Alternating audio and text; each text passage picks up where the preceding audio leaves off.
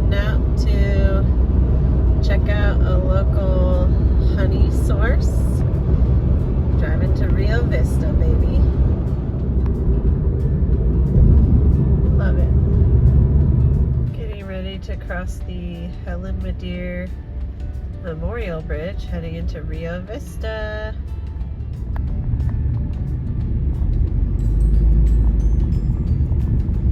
No fishing from the bridge. That's beautiful.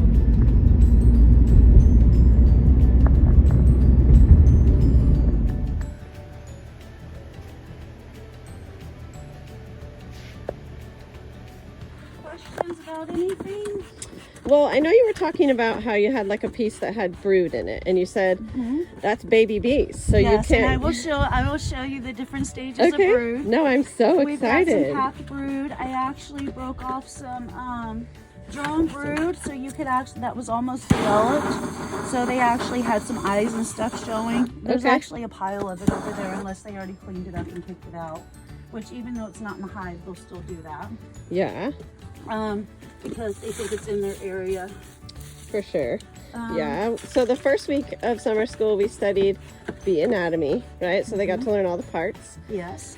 And then the second week, we studied the jobs. So they're like, today they had to say which job they would want, and like the forager, the scout, the different jobs, the queen. It's not actually that great because she gets replaced often. Yeah. She's not doing her job. They kill her and replace her. Right. Okay. So she's not exactly what all she's made out to be. Ready to swarm, the scout bees go and they look for the new home. And then they come and get everybody and say, let's go.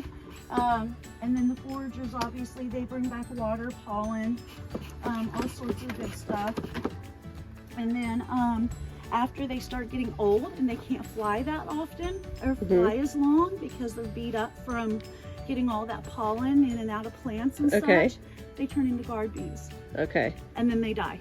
Huh. And then you die. And so that's why we say that guard bees can be cranky, is because they're old.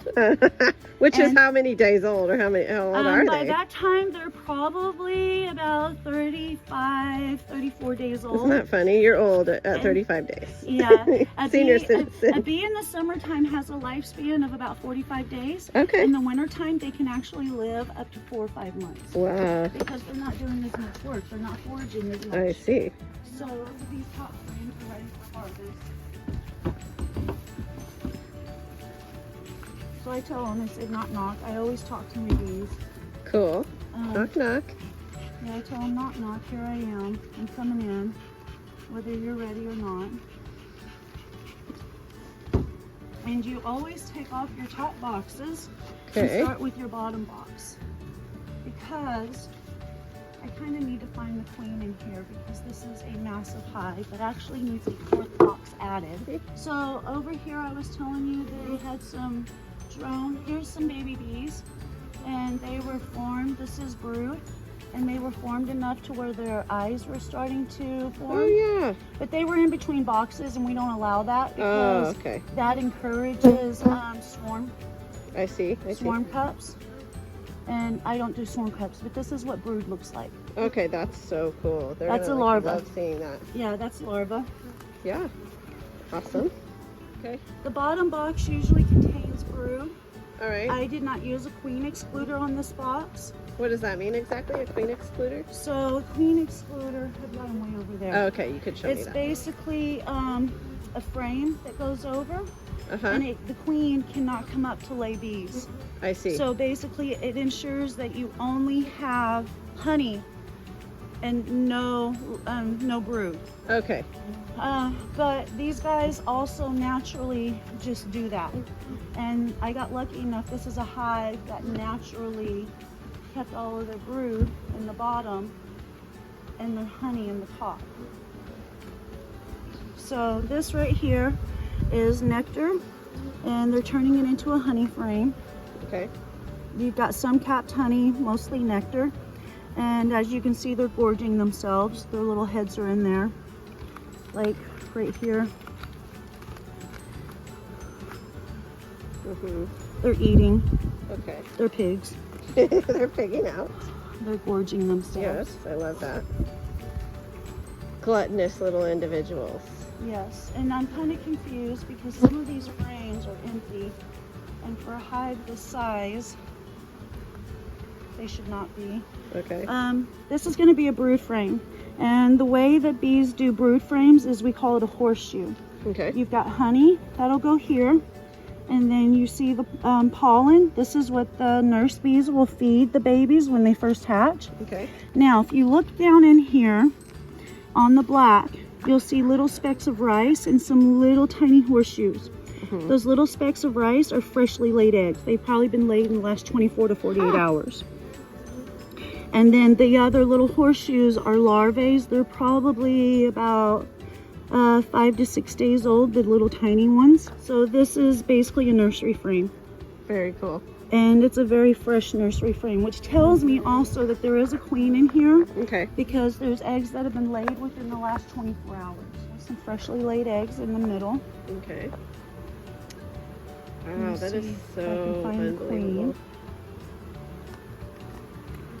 And depending on, I think she's last year's queen, so she should be marked red. Okay. So you use like a little paint on them, and it stays on. Right here. Oh, perfect. And you non-toxic. Yes, I non-toxic. love it. And you mark the little black spot on their back. Oh, nice. And you mark them by year. So the saying is, will you raise good bees? So white, yellow, red, green, blue. Oh, that's cool. Okay. And so this that's like the year's green. beekeeper's saying. Yes. Okay, I love it. This year's green. Which means they're going to make bee bread. So pollen and then nectar, and then they'll end up storing that for winter or feeding it to the babies. Very cool. There she is. Okay, that's a drone. Right here. Uh-huh. He's much larger than the workers. And drones are good for nothing. They're good for mating, and they're good for consuming resources. Okay. And that's about it. But what we do know is when we come out of winter, we start looking for drones. In the winter time, bees kick drones out. Like you will literally find a pile of dead drones at the bottom of a hive. We have drones. Because drones are so much larger than work bees, their brood cups are much larger. So this is a drone brood versus the flat worker right here. And see, this is freshly capped. See how yellow it is? So it's been freshly capped. But these are drone broods. Wow. And they're much larger. Yeah, the queen's usually somewhere underneath her posse. In fact, that far right hive that I was just talking about, I've been looking for the queen for almost 3 months. She was like a Houdini. I would find her, and then I would go to grab my pen, and in just a matter of seconds after grabbing my pen, she would leave. She would disappear, and I would go through all the frames again, and I couldn't find her. Oh my gosh. So she was like Houdini. I finally find her, and I mark her, and the brat faints. She's so dramatic, she faints.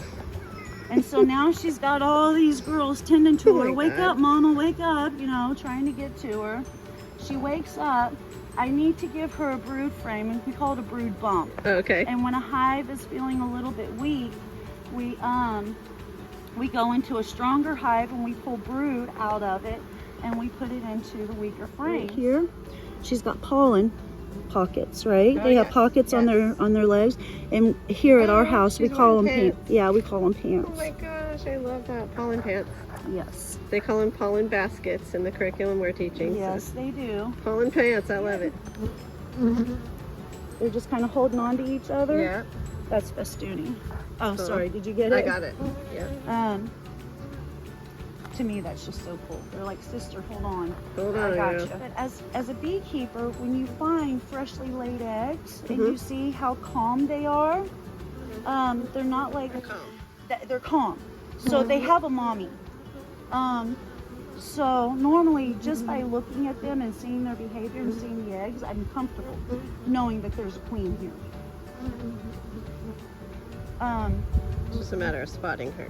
Yeah, normally I wouldn't even be worried about spotting her because of their behavior, because of the laying patterns that I'm seeing. And they're bringing in pollen. The fact that they bring in pollen means that she's here and she's laying. She could even be on the side of the wall here or on the bottom. Yeah, it could be really hard to So we'll go to a smaller hive. Okay, wow. So like all of this on the bottom, I Yeah. will actually be scraping that off because it's all drone brood. Okay. Heck yeah, so this is a capped frame of honey. And it's actually probably weighs, I don't know, 5-6 pounds Oh maybe. my gosh.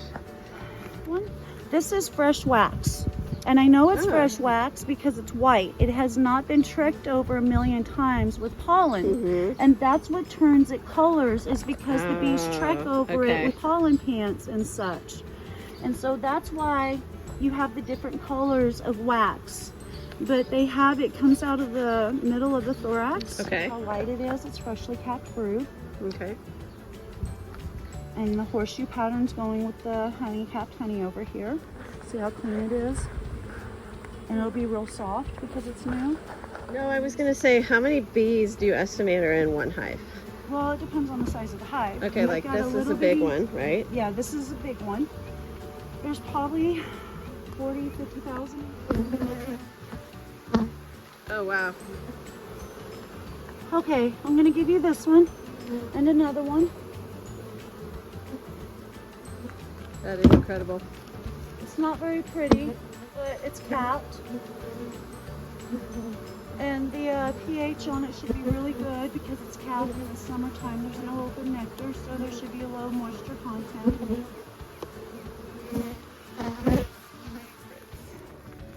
Their entrances are turned in different ways, so their flight paths aren't all the same. Hi, girls. I just want to see your mommy for a second. All right, there she is. Looks like she was getting ready. She's laying an egg. I'm trying to find the right one. Ow! Okay, I'm putting them away. I don't have gloves and they're coming after my hands. Yeah, you better do that.